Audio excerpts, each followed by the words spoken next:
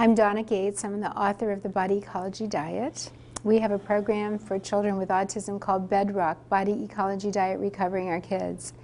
And our real focus is on fermented foods, teaching parents how to introduce foods that are fermented into the intestines, because we know that this brings magnificent bacteria into the intestines. To be healthy, you need several pounds of this good bacteria in the gut, and the children don't have that. We feel this is a leading cause of autism and one of the most important steps a parent can take in helping their child become well. Okay, and I'm Natasha Campbell-McBride. I'm a medical doctor, a neurologist, and a nutritionist. I live in Cambridge in England. I'm from Russian origin, so I've got a funny accent, and I hope everybody understands me. I work with autistic children in the UK in my clinic for quite a few years now. I had hundreds of children in my clinic. My own son has been diagnosed at the age of 3 as severe autistic. Now by the age of 12 he's fully recovered. He's in a mainstream school, he's doing very well, and he's playing sports, he's got friends and everything else. I believe that autism begins in the digestive tract, and it begins with the damage to the gut flora in these children, to the mass of bacteria which live in our digestive tract. An adult on average carries 2 kilograms of bacteria in the digestive tract. It's a highly organized microbial world. In our modern world, we've got an epidemic of abnormalities in the gut flora in generations. Before I talk about the health of the child, I'll talk about the health of the parents first in my clinic.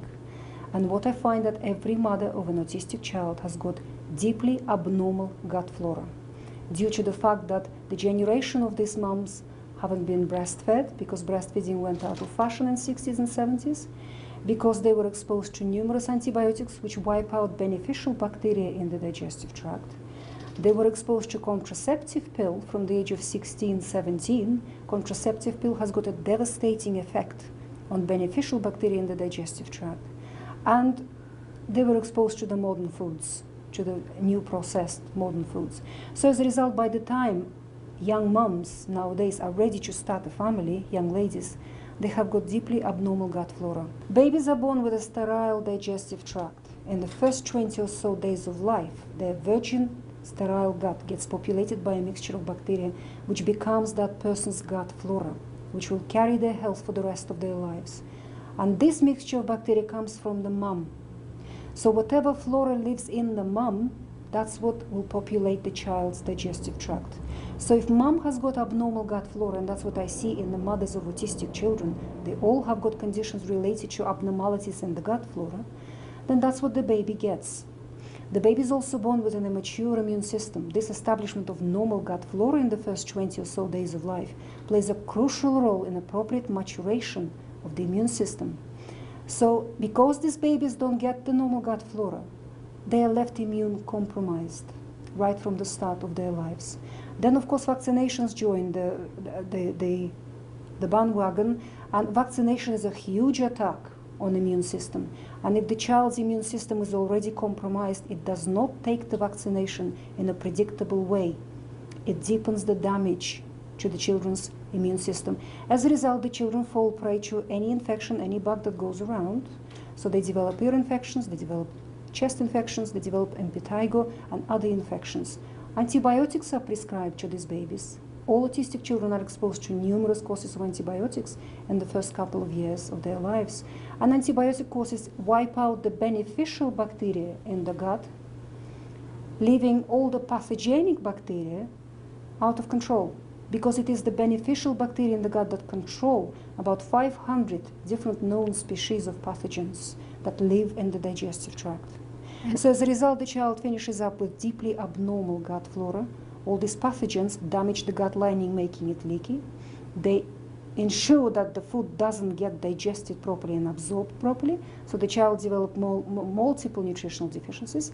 And at the same time, the food that comes along gets digested by pathogens, converted into a whole host of toxic substances, which then absorb into the bloodstream of the child through the damaged gut lining, gets into the brain and clogs it with toxicity. And this is the toxicity which makes the child autistic, interferes with its development. And we have research actually showing that the gut the blood-brain barrier opens when the child gets the MMR around 18 months, and that would then allow these infections, for example, the fungal infection that we find in children, into the brain. And so we in Body Ecology, we consider autism to be a gut and brain infection, an infection in the gut because of the lack of the beneficial bacteria, the good flora, and also an infection in the brain, and then that affects behavior. Absolutely. And I call this condition gut and psychology syndrome, and that's what my book is about. Gut and psychology syndrome, or GAP syndrome. These children fall in the gap. They fall in the gap in our medical knowledge. So this name is very appropriate for them. And autistic children are on the spectrum together with dyslexia, dyspraxia, with attention deficit hyperactivity disorder, with depression, obsessive compulsive disorders, with OCD and bipolar disorder and schizophrenia. So all these conditions are joined together. They all have got the same cause: abnormal gut flora, leaky digestive tract, toxicity produced in the digestive tract, which gets into the brain and interferes with the normal functioning of the brain and normal development of the brain. Gut and psychology syndrome. Was that William Shaw from Great Plains Laboratories? Because he developed an organic acid test, William Shaw, because biochemists knew for decades that there are substances in the urine of people, all sorts of conditions, and healthy people as well, which are byproducts of activity of various microbes which live in the gut flora, which live in the gut. And they used to dismiss them, they used to not look at them. So he collected all that knowledge from decades of the urine analysis, put it all together, and collectively made this test. So he basically created the test. So indirectly he can tell you what kind of species might be living in the gut of the child, because they produce certain metabolites which show in the urine. But you're sort of asking the question, why would some children born to a mother who obviously doesn't have healthy bacteria in her birth canal or in her gut, why would she give birth to a child that isn't autistic, and then some children become autistic? We really feel that the children that become autistic have a yeast or fungal infection in the blood, and these infections can be extreme or mild. If the child is able to develop a strong immune system, he can actually throw off the infection. And what you eat, or what, on Body Ecology we use the term the inner ecosystem, and what we're trying to do literally from birth is to establish an inner ecosystem in the gut of every baby that's born, and this would prevent autism.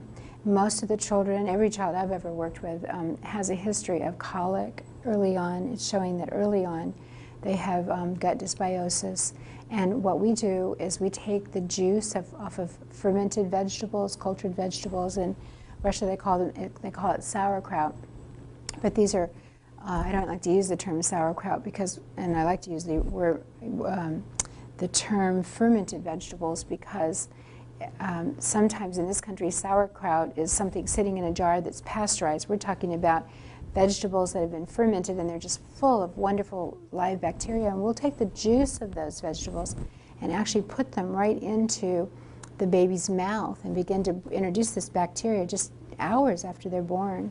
We also make a juice from the coconut, which we're going to be demonstrating tomorrow how to make, and we were just talking earlier that we're lucky here in America to have these Thai coconuts, these fresh Thai coconuts.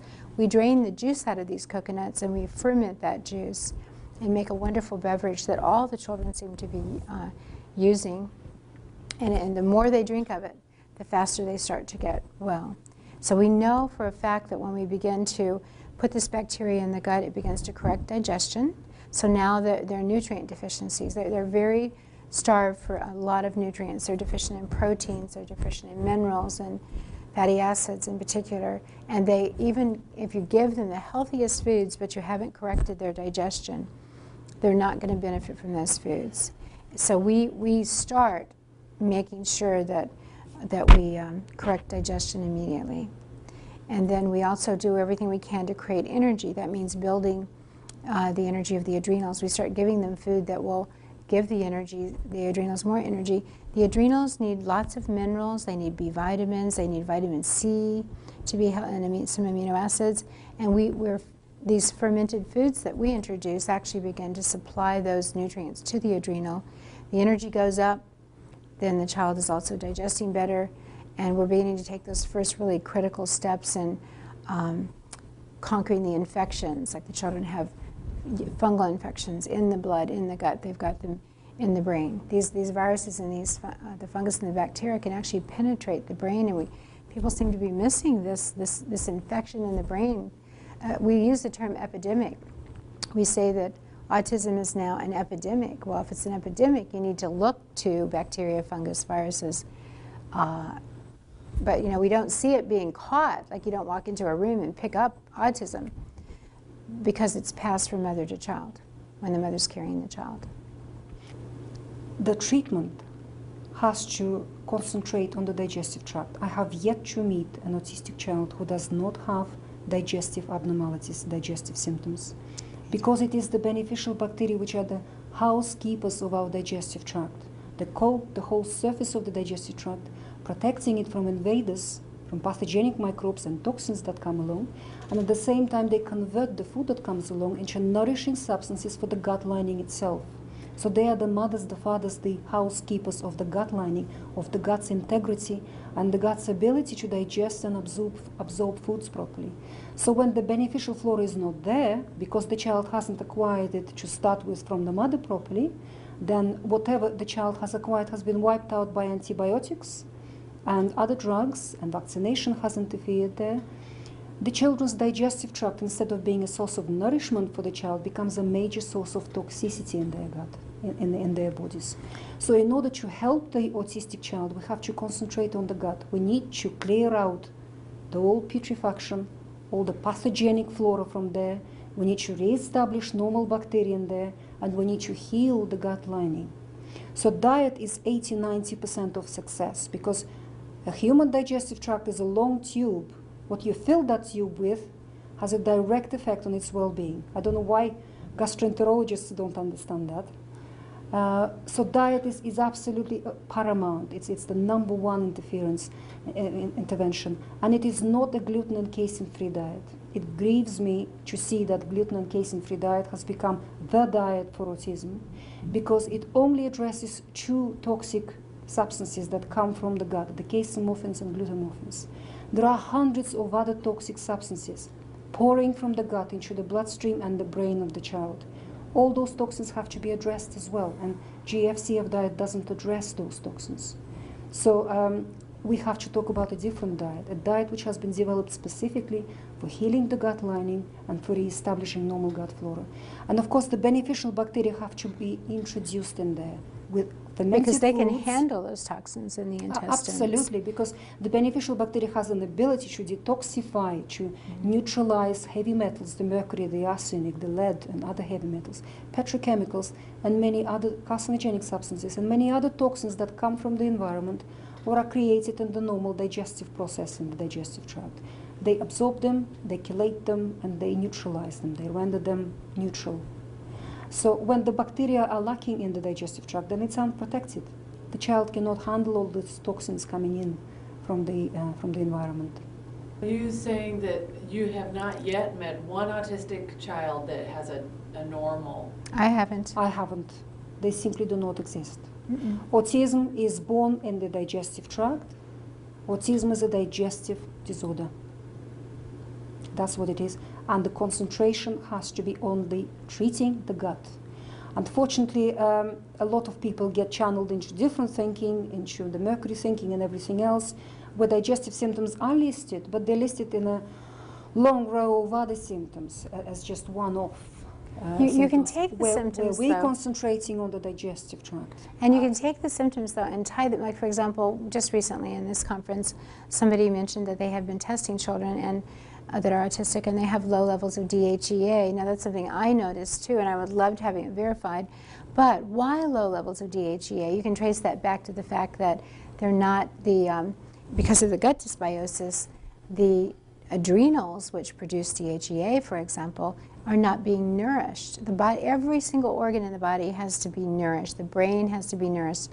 It needs fats, it needs minerals, it needs proteins in particular. And so the thyroid, the adrenals, every organ needs to be fed. And if they can't be fed unless the gut is in balance. That is one thing with the chelation therapies and such.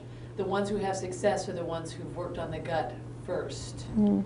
That seems to be the record. Well, we have a drink, the young coconut kefir drink that I was mentioning by taking the fresh coconut water and fermenting that.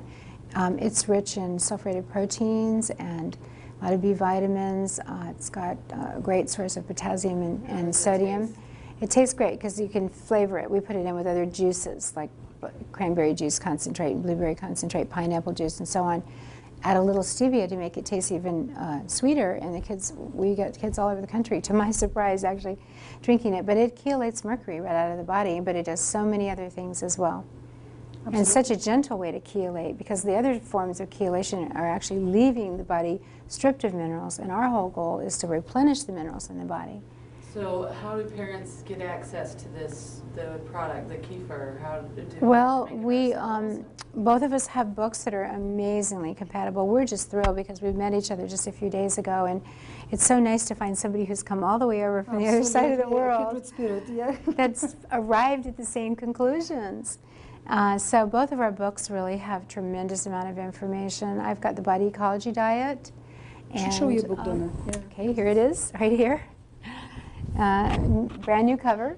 There we go. And 2 books. Natasha's book too.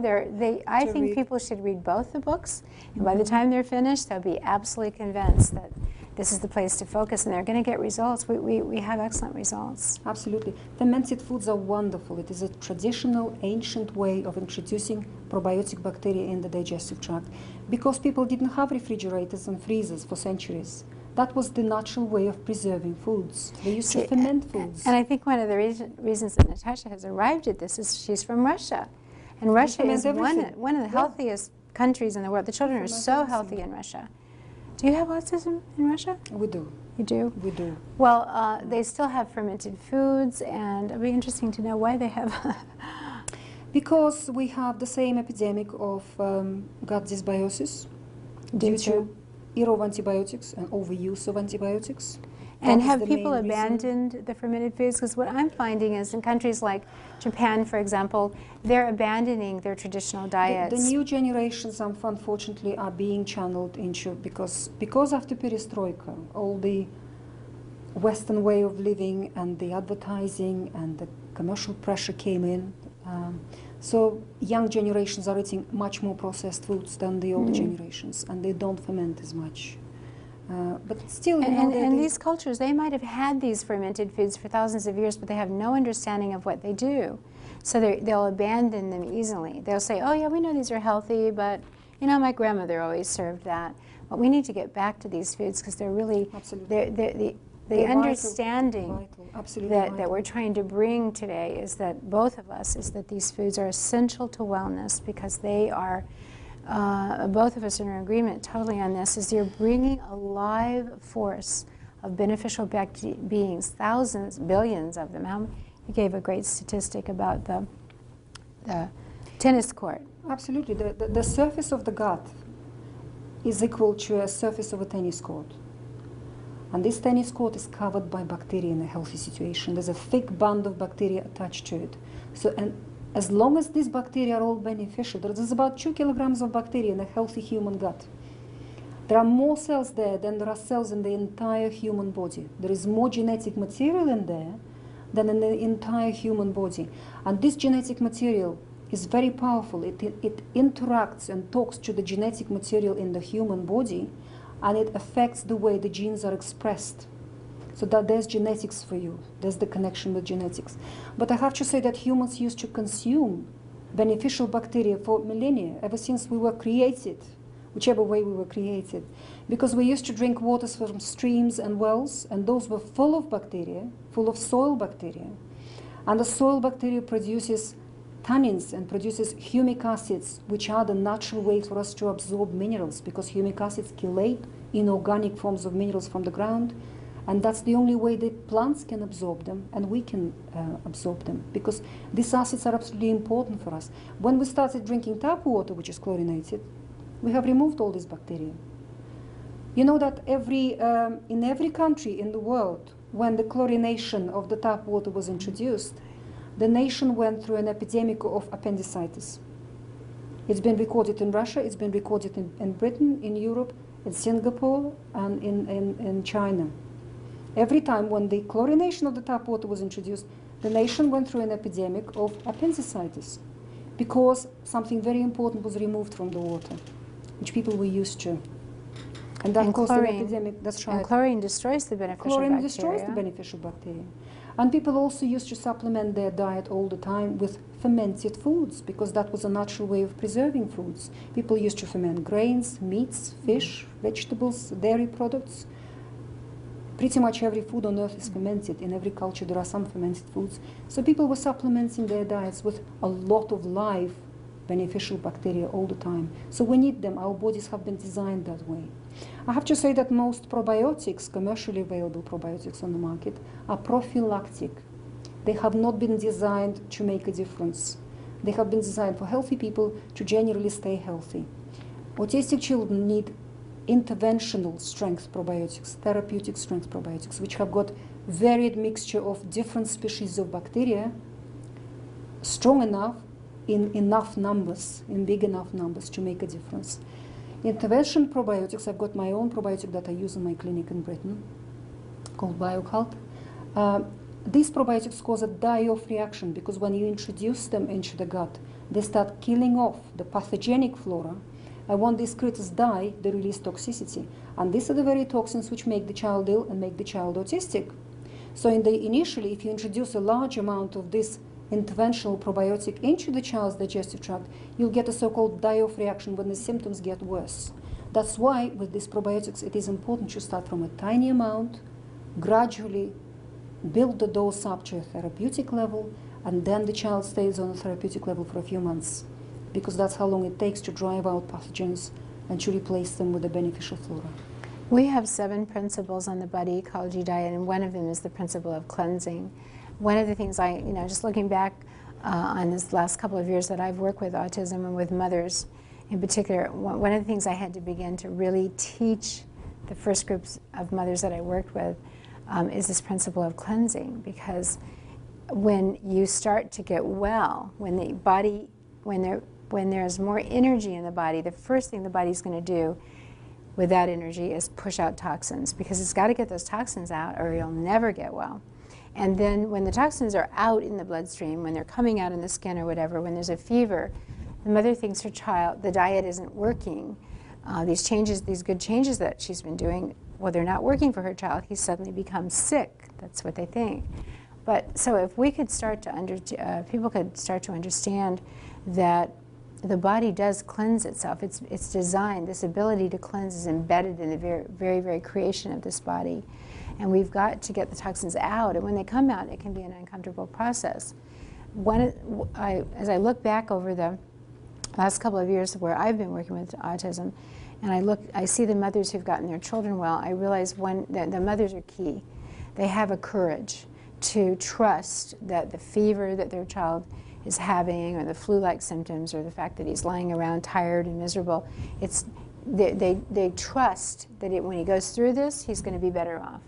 That she's been doing the right things, so it's created this unfortunate situation, but after this situation's over, the child's going to be much healthier, and many, many times after they have some major cleansing. As a matter of fact, with a young coconut kefir drink, it's very common in the first 2 weeks for the child to have one or several really foul-smelling stools, or even a couple of days of these foul-smelling stools that smell like mothballs. But once they're through that, they start to do things they've never done before. They eye contact, they become very social, they start to speak for the first time, because all these poisons have left the body.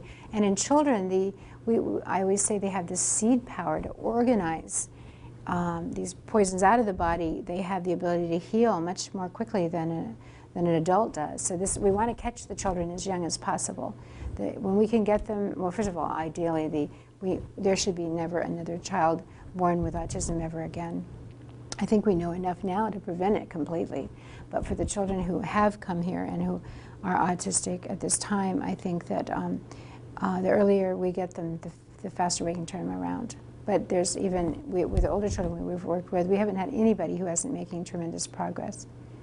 You're saying that if you have a negative reaction, that means it's working? Well, it's a... Yeah. Yes, in a way. Yes, in a way. It is a detox reaction, and naturopaths and homeopaths and many other natural healing doctors, they're all familiar with this reaction very well. The important thing with the child, to keep this reaction under control. That's why you introduce the probiotic gradually, starting from tiny amounts, to keep it under control. And the increasing the dose process can be very individual. In some children it goes quite quickly, in other children much, much slower, particularly children where there's epilepsy as well as autism. A lot of autistic children have got epilepsy. And what epilepsy is in these children, and actually 99% of juvenile epilepsy in young children, it is toxicity. When the level of toxins builds up in the brain and it's too high, the brain just sends one electric discharge to destroy them in one go. So it is a cleansing process for the brain, the epileptic fit. So these children have developed that way of cleaning their brain, because after an epileptic fit, they're much clearer, these children, and they're much more able, and they're much more communicative and everything else. So it's the toxicity that causes these sort of symptoms. So if the child has got epilepsy, then we have to increase the dose of probiotic very, very slowly, not to trigger the epileptic fit. And the same with the detox. If you introduce juicing, for example, which I recommend as the main chelation and detoxification tool.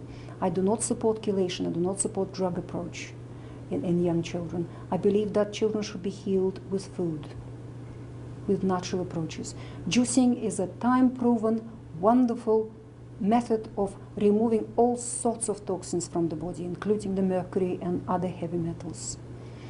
So introducing juicing into this sort of children's regimen, you have to start from tiny amounts and build up gradually, not to cause a severe detox reaction.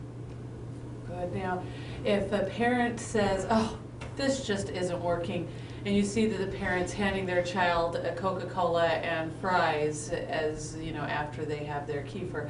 I mean, what would you say to, I mean, what do parents need to understand about, comprehensively, about what they're trying to do? For one thing, one of the most important functions of the gut flora is to allow us to eat sugar. And we have sugar in nature. Their fruits and vegetables have sugars, and these sugars feed the gut flora. So once you establish the inner ecosystem, you can actually enjoy sugars in natural foods like fruits and vegetables. If somebody's going to have a Coke, let's say, they would be much better, they would be damaged far less by that Coke if they were also having something like the uncoconut kefir, the fermented vegetables, these fermented beverages that we recommend. If they're also drinking those throughout the day and they end up having a cupcake or a Coke or something, they won't react in the same way. Children are reacting to sugar right now. First of all, they're craving sugar. We crave the sweet taste in this country. We crave salty foods. And we don't have sour foods. Fermented foods are sour. But when you start to eat them, you actually lose your taste and desire for sweet things. You lose your desire for sugar. So one of the things we consistently are told with our young coconut kefir drink is in about 4 or 5 days, people just don't want sugar anymore. So that's a great thing, because, you know, where do you start? With us, we say if you just do one thing, start with the young coconut kefir, because your child's not cooperating. That's because he's deficient in zinc, and he can't really, and in many ways can't even taste the sweetness in a fruit or the sweetness in a carrot. But putting him on sour fruit, like the young coconut kefir is sour, even though you can make it sweet tasting by putting stevia and some fruit juice in it, it's still the sour, the fermented foods go into the body, and the body gives up its desire for sugar. Now this child, in a few weeks, is eating broccoli and things he wasn't drawn to at all. So I think that the fermented foods are actually almost like a prophylactic to, I mean, if you're going to eat anything sweet, you've got to have the microflora there, or it's not safe to eat foods with sugar. So you don't have a period of time where you say avoid the sugar? We do, actually, because I started in this work first, of course, for many years working with adults with systemic fungal infections. I know the children have systemic fungal infections they've picked up from their mother. The mothers have the fungal infections anyway, the yeast infections. They don't know they have the infections. The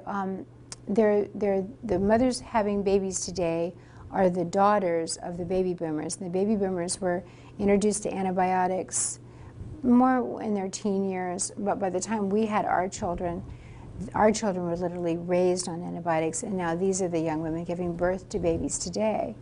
So the antibiotics created a systemic fungal infection, and the children pick up that infection and they come into the world with a fungal infection. So the diet that we have, one of the reasons it's so effective, is there isn't any sugar in it. You know, we've eliminated sugar in a lot of different forms initially to bring the yeast under control, while we're at the same time beginning to build the gut flora. So your digestion improves, the microflora are doing so many things. They're manufacturing B vitamins, they're making sure that we extract minerals from the food, retain minerals. Then we build mineral-rich blood. The blood comes through the intestines, picks up the minerals, carries them out into the cells. As the blood becomes more mineral-rich, and the pH, you know, you don't want blood that's slightly acidic, you want blood that's slightly alkaline. And because when it becomes too acidic, the yeast and viruses and so on can grow in that blood. So by this ability to get minerals into the blood and into the cells is very critical. So we're working on all of this in the very beginning of the diet. And the yeast infection, the body starts to get it under control. And then in the meantime, we're beginning to build the energy in the body. We're building the adrenals and the thyroid. Where everything that the person's now eating, the fats they're eating, which we have a wonderful, our belief about fats is that there are certain fats that are excellent for you and you need them all. On the Body Ecology Diet, we have olive oil and coconut oil, and the Russians have pine nut oil that they give to their children that has a beautiful fatty acid profile that's excellent for autism and hasn't been introduced into the autism community. But we love pine nut oil, pumpkin seed oil.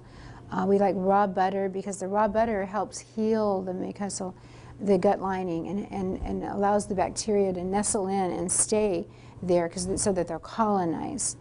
My son sneaks in the fridge and will eat entire bars of butter, and I'm always like, oh my because goodness. their brain, they need that raw fat. The raw fat drives the minerals into the bones. Their bones are still developing tremendously when they're young. And you want to build dense bones, and even adults need it. I mean, you know, we have bones too, and we don't want to get osteoporosis. But also the fat, over 50% of breast milk is raw fat, and that's for the brain. The brain needs that fat. The brain so they're is craving made out of fat. Brain is made out of fat. So the dry weight of the brain is largely fat. And what people don't understand, that 12% of the dry weight of the brain is arachidonic acid. It is a particular fatty acid. And arachidonic acid comes from butter, from egg yolks, and from animal fat.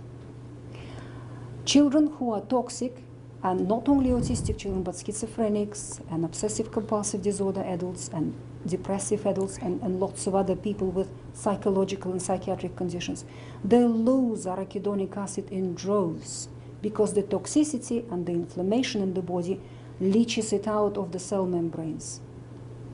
It leaches it out of the brain. Literally, when we do MRI scans of the brain of severely depressed and schizophrenic patients, we see shrinkage of the brain matter. We see shrinkage of the brain because they're losing the very substance that the brain cells are made of, the arachidonic acid. So they need tons and tons of it. So the child must eat all the fats which contain arachidonic acid, which is skin on the poultry, crackling on the pork, fat on the lamb, on the beef, the butter, the cheese, all these, and the egg yolks are very important for them to have lots and lots of. But getting back to why digestion is so important, you can say your child needs fat, your child needs protein, your child needs minerals, but you've got to have the gut flora there. You've got to have the digestive tract working properly, or you can't digest the fats. Otherwise it won't digest it properly and it will not absorb properly. Because the gut lining gets blunted, it gets damaged, it's unable to handle foods and it's unable to absorb them properly. In my book I've got a picture of enterocytes, which are the little cells which line our gut lining, which are the most important cells, which carry the enzymes. There they are, little guys. So on the right there is a healthy enterocytes. The hair on its head are called microvilli, it's a brush border, and they produce the digestive enzymes called brush border enzymes. These are the enzymes which complete the digestive process, and then the enterocytes absorb it. In autistic children, they look like that, like the little guy on the left. The hair is all broken off, they haven't got the enzymes, they're unable to digest and absorb foods. So these children malabsorb and maldigest, so they're malnourished. And at the same time, their gut, instead of being a source of nourishment, becomes the major source of toxicity in these children. It just poisons them, it doesn't feed them, unfortunately. So we do have to heal the gut, and for that the diet is absolutely paramount, very, very important. The basis of the diet should remove foods which feed pathogens and which challenge the enterocytes. And these are processed carbohydrates and sugars.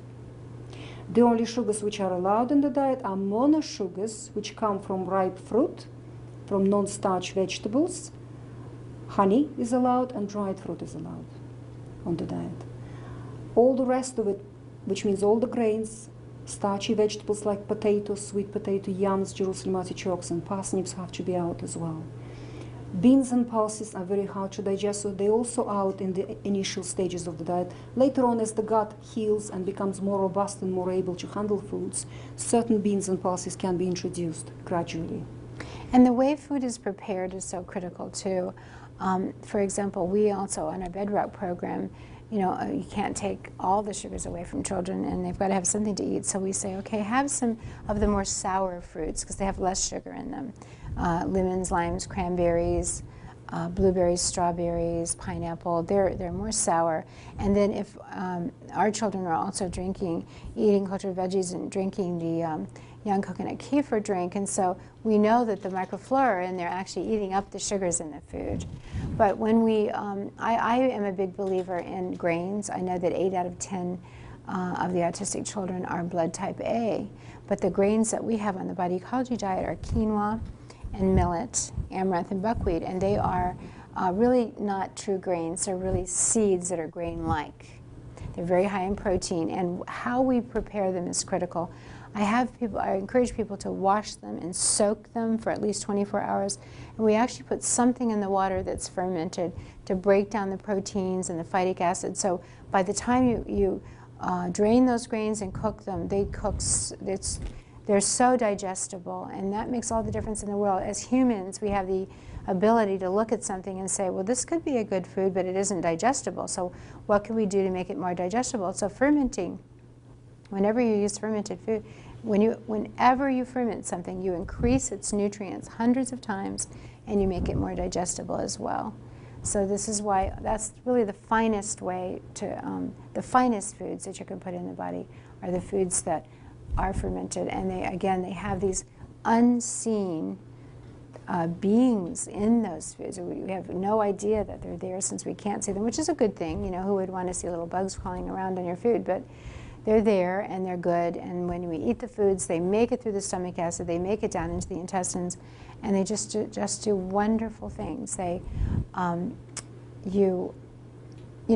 one of the things we know too, serotonin is a neurotransmitter that's manufactured in the gut and transported up into the brain.